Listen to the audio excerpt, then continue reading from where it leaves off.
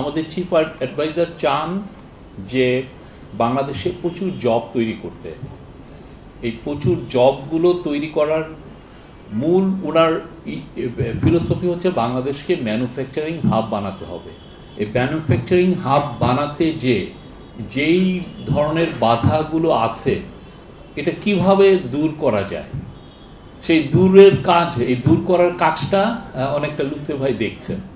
কোথায় কোথায় আমাদের অবস্ট্যাকলগুলো আছে, কি কি করলে কোথায় কোথায় আমরা সত্যিকারে মাল্টিপ্লায়ার বেনিফিটগুলো পাবো, এই কাজগুলো খুবই ইন্টেন্সিভলি করা হচ্ছে। আমরা জানি না যে আমাদের এই সময়টুকুর মধ্যে ইন্টারিম গভর্নমেন্ট এই কাজটা শেষ করে যেতে পারবে কিনা, বাট ওনারা একটু আমি বলতে পারি ওনারা একটা প্ল্যাটফর্ম তৈরি করে দিয়ে যাবেন, সেখান থেকে বাংলাদেশ ইকোনমি একটা টেক অফে যেতে পারবে। এইটুকু আমি মোটামুটি কনফিডেন্টলি বলতে পারি।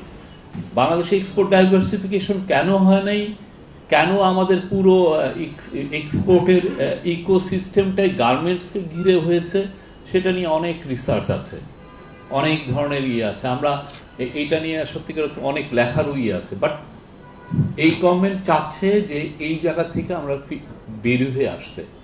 প্রফেসর ইউএইর কাছে বলছেন যে তোমরা আমাদের এখানে হালাল ফ্যাক্টরিগুলো করো, হালালের ম্যানুফ্যাকচারিং হাব করো।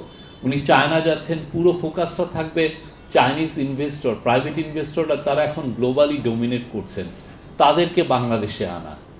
উনি ডেভোসে যাচ্ছেন, উনি ডেভোসে যতগুলো স্টেট একটা দেশের লিডারদের সাথে যতগুলো তারও দ্বিগুণ মিটিং করছেন উনি প্রাইভেট সেক্টরের লিডারদের সাথে।